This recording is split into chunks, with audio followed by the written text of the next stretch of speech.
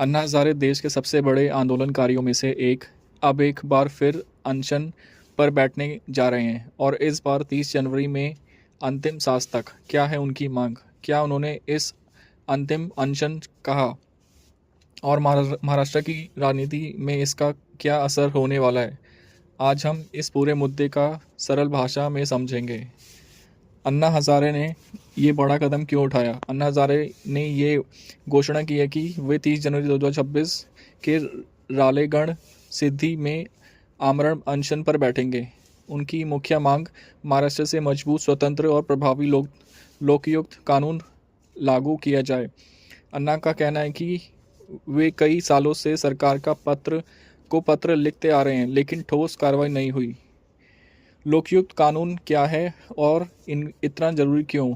लोकयुक्ता कानून का मकसद है राज्य सरकार के मंत्री और अफसरों के खिलाफ भ्रष्टाचार की शिकायतों की जांच एक स्वतंत्र संस्था करे। अन्ना हज़ारे 2011 के आंदोलन में से लोकायुक्त को मजबूत बनाने की लड़ाई लड़ते आए हैं। उनका कहना है कि अगर सरकारें सही कानून नहीं लाएंगी तो जनता को न्याय कौन दिलाएगा?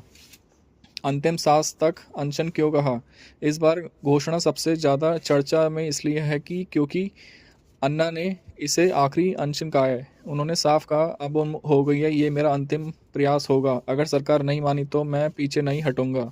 हालांकि यहाँ तक चीज़ साफ कर दें कि हम इस तरह की सेल्फ हार्म वाली घोषणा को किसी भी रूप से ग्लोरीफाई नहीं करते। ये सिर्फ एक राजनीतिक चेतावनी और आंदोलन की राजनीति के रूप में देखी जानी चाहिए।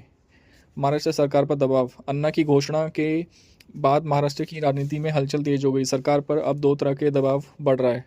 लोकायुक्त कानून को पारित और या संशोधित करने का दबाव, अन्ना के अनशन के उपचार जनसंभावना का दबाव। अपोजिशन भी इस मुद्दे को उठाने लगी और अगर सरकार ने जल्दी कोई कदम नहीं उठाया तो ये आंदोलन राजनीतिक रूप से बड़ा रूप ले सकता है। क्या होगा अगर सरकार नहीं मानी? अगर 30 जनवरी को अन्ना अनशन शुरू करते हैं तो सरकार समय पर प्रतिक्रिया नहीं देती तो 3 चीज़ें हो सकती हैं। पहला, पब्लिक ट्रांसपोर्ट बढ़ सकता है, पब्लिक सपोर्ट बढ़ सकता है। दूसरा, पॉलिटिकल पार्टियों इसे इलेक्शन इशू में शामिल कर सकती हैं। तीसरा, सरकार को मजबूर होकर कानून में तेज़ी लानी पड़ सकती है। तो बड़ा सवाल ये है कि क्या महाराष्ट्र सरकार अन्ना हज़ारे की बात मानेगी?